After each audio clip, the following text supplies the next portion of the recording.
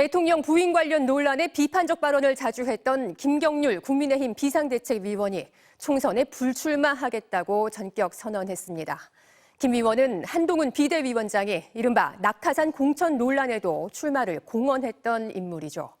극한으로 치닫기도 했던 당정 갈등에서 결국 한 위원장 측이 한 발 물러서는 모양새가 됐습니다. 손하늘 기자입니다. 이른바 명품백 사과 등의 발언으로 당정 갈등의 원인으로 지목돼 온 김경률 국민의힘 비상대책위원이 총선에 출마하지 않겠다고 밝혔습니다. 서울 마포을에 출사표를 던졌던 김 위원은 오늘 SNS에 올린 글에서 숙고 끝에 내린 결심이라며 총선 승리를 위해 비대위원의 역할을 더욱 충실히 수행하겠다고 밝혔습니다. 김 위원은 운동권 청산을 내세운 한동훈 비대위원장이 직접 영입해 사천 논란까지 감수해가며 민주당 86세대의 상징인 정청래 의원의 대항마로 공언했던 인물입니다. 마포을에 출마를 이제 공언한 이상은 저를 어떻게 빼겠습니까? 이런 자신감도 있습니다. 알겠습니다. 저를 대통령실에서 어떻게 혼내기는 힘들 거다.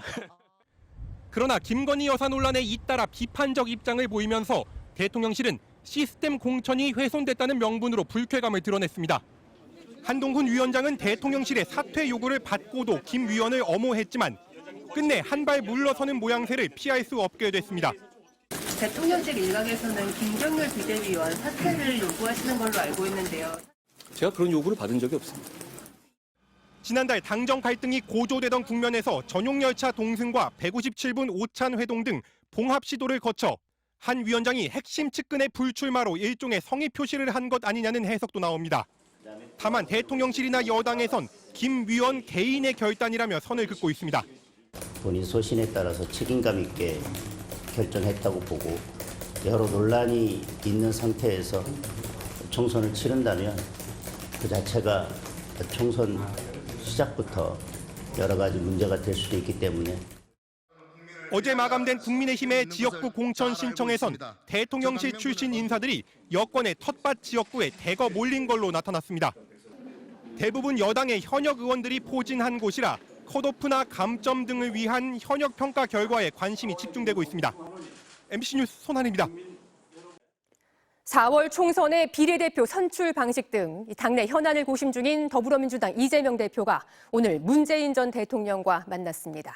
두 사람의 이름을 한 글자씩 따 명문정당이라며 당의 단합을 강조했는데요.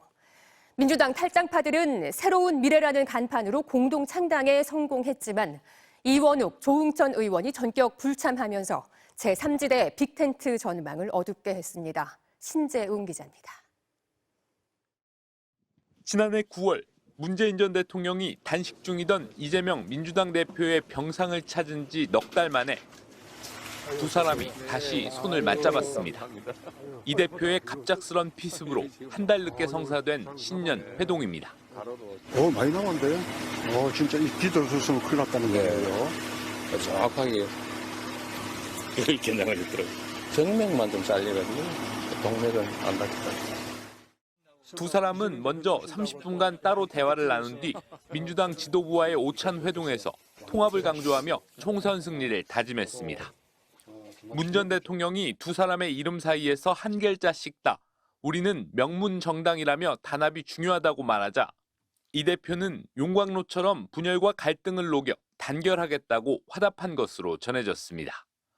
다만 이 대표의 결심만 남겨둔 비례대표 선출 방식이나 개파 간 공천 잡음 해소 방안 등엔 어떤 논의가 오갔는지 알려지지 않았습니다. 내일 광주를 방문해 현장 최고위원 회의를 진행할 이 대표가 이 자리에서 선거제 관련 최종 입장을 밝힐지도 주목되고 있습니다. 이낙연 전 대표 중심의 새로운 미래와 민주당 탈당파의 미래 대연합이 새로운 미래라는 당명으로 공동 창당했습니다. 이낙연, 김종민 공동대표 체제입니다. 양당 독점의 정치 구도를 깨뜨리는 일, 그것이 우리 새로운 미래의 당면 과제입니다. 하지만 김종민 공동대표와 탈당 전부터 행보를 함께해온 이원욱, 조응천 의원은 수평적, 열린 통합이라는 원칙이 지켜지지 않았다며 창당식 직전 불참을 선언했습니다. 그간 이들은 당명과 지도 체제부터 이준석 대표가 주도하는 개혁신당과의 관계 설정 등을 놓고 이견을 드러내 한때 공동창당이 무산될 위기에 놓이기도 했습니다.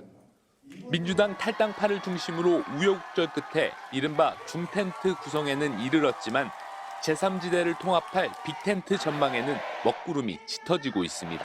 MBC 뉴스 신재용입니다.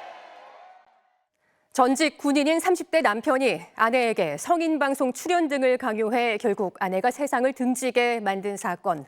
지난달 MBC 보도로 처음 알려졌는데요. 오늘 영장실질심사를 받은 남편 김모 씨가 조금 전 구속됐습니다. 유족들은 엄벌에 처해달라고 호소했습니다. 류현준 기자입니다. 경찰 호송차 문이 열리더니 경찰이 휠체어를 꺼냅니다. 이어 다리에 깁스를 한 검은 마스크 차림의 남성이 올라탑니다. 자신의 부인에게 성인방송 출연을 강요한 혐의 등으로 체포된 김모 씨로 오늘 법원 영장실질심사에 출석했습니다. 아내에게 성인방송을 하게 강요한 혐의 맞으십니까? 숨진 아내에게 하실 말씀 없으세요? 법원은 김 씨가 도망갈 우려가 있다면서 조금 전인 저녁 7시쯤 구속영장을 발부했습니다. 지난해 12월 결혼 약 3년 만에 임 씨는 남편의 가혹행위를 고발하는 유서를 남기고 세상을 떠났습니다. 유서엔 남편의 감시로 강제적으로 성인방송과 성관계 영상 촬영을 했다고 적혀 있습니다. 김 씨는 아내가 성인방송 출연을 거부하자 나체 사진을 장인에게 보내겠다고 하는 등 협박한 혐의도 받고 있습니다. 유족의 고소로 수사에 착수한 경찰은 김 씨가 부인을 자택에 감금시킨 혐의도 추가로 적용했습니다. 하지만 김 씨는 조사 과정에서 혐의를 전면 부인하고 있는 것으로 전해졌습니다. 임 씨의 아버지는 사위가 엄벌에 처해지길 바란다며 MBC 카메라 앞에 섰습니다. 엄정하게 좀 처리해 주시겠으면 그런 바람뿐이 없어요. 저희야 힘든 것은 두째 문제고. 지난 2021년 당시 육군 상사였던 김 씨는 자신의 SNS에 불법 촬영물을 공유한 사실이 적발돼 강제 전역 조치되기도 했습니다. 그걸 확실히 처리해 줬으면 이러한 결과가 없었을 건데 그걸 군에 좀 강력히 좀 항의 드리고 싶습니다. 김 씨의 신병을 확보한 경찰은 압수한 컴퓨터 등을 토대로 김 씨에게 구체적인 범행 경위 등을 추궁할 방침입니다. MBC 뉴스 류현준입니다. 정부가 올해부터 5년간 적용될 국민건강보험 종합계획을 내놨습니다. 필수 의료는 집중 지원하고 과잉 비급여 진료는 제동을 걸기로 했습니다. 병원을 과도하게 이용하면 본인 부담을 높이고 반대로 적게 가면 의료 바우처를 주기로 했는데요. 고령화로 수년 내 건보 재정이 바닥날 거란 우려에는 아직은 안정적이라고 반박했습니다. 지윤수 기자입니다. 정부가 급여 항목에 비급여 항목을 끼워 넣는 병원들의 행태에 제동을 걸기로 했습니다. 건강보험이 적용되는 물리치료를 처방하며 환자 부담인 도수치료를 받게 하거나 백내장 수술 때 비급여인 다초점 렌즈 수술을 유도하는 혼합진료 관행을 금지하겠다는 겁니다. 비급여 본인 부담액이 연 30조 원을 돌파한 상황에서 비중증 환자에 대한 과잉 진료가 건강보험 재정까지 갉아먹는다는 우려 때문입니다. 재정 건전성을 위해 환자에 대한 유인책도 마련했습니다. 연 365회 하루 한 번 이상꼴로 병원을 찾으면 본인이 병원비 90%를 부담해야 하지만 병원 방문 횟수가 적으면 최대 12만 원까지 약국 등에 쓸 수 있는 바우처를 줍니다. 대신 5년간 10조 원을 필수 의료에 투입하기 위해 건강보험에서 의료기관에 주는 수가 산정 방식을 대폭 손질하기로 했습니다. 지방 산부인과의 자연분만 수가를 2배 가까이 늘린 것처럼 난이도와 시급성, 지역 격차까지 감안하겠다는 겁니다. 필수 의료와 같이 꼭 필요한 부분을 집중 인상하도록 하겠습니다. 진료 분야별 불균형을 신속하게 시정할 수 있도록 상시적인 수가 조정 체계를 구축하겠습니다.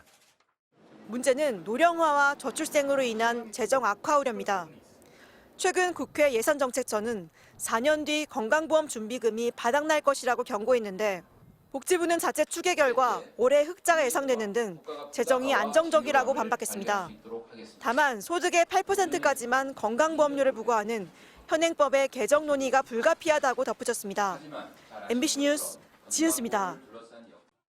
영화 설문조사나 이벤트에 참여하면 돈을 준다는 메시지 혹시 받아본 적 있으신가요? 실제 여러 차례 수익금을 입금해주면서 환심을 산 뒤 큰 돈을 뜯어내는 사기가 기승을 부리고 있습니다. 김광윤 기자가 취재했습니다. 40대 직장인 최모 씨는 최근 언론사 해설위원이라는 사람에게 간단한 영화 설문에 참여해달라는 메시지를 받았습니다.